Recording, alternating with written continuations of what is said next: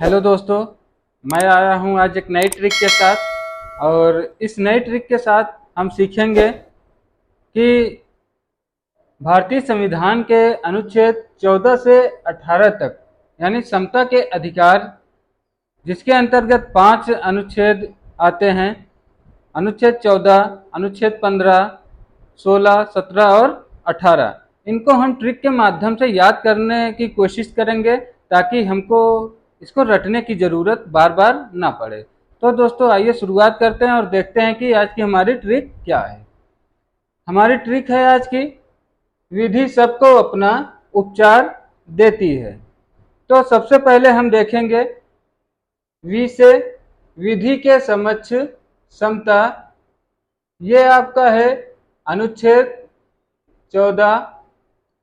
विधि के समक्ष समता का अर्थ है विधि के समक्ष समता, यानी चाहे वो नागरिक हो चाहे गैर नागरिक हो, विधि के समक्ष वो दोनों इक्वल हैं, बराबर हैं।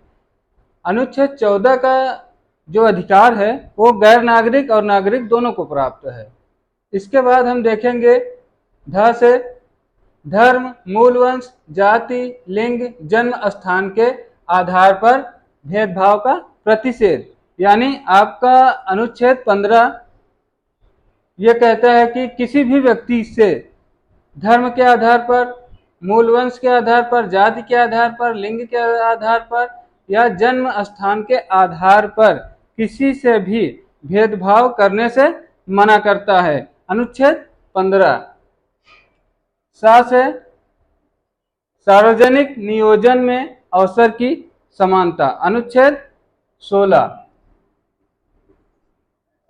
यानी सार्वजनिक नियोजन में किसी भी व्यक्ति को सार्वजनिक नियोजन में अवसर की समानता है, उसको किसी भी आधार पर उसके साथ भेदभाव नहीं किया जा सकता।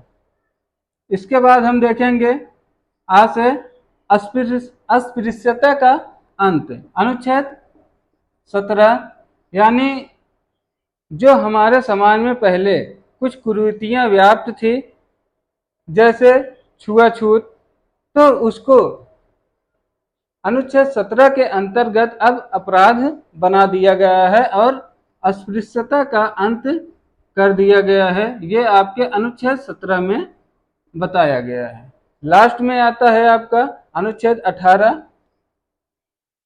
से उपाधियों का अंत।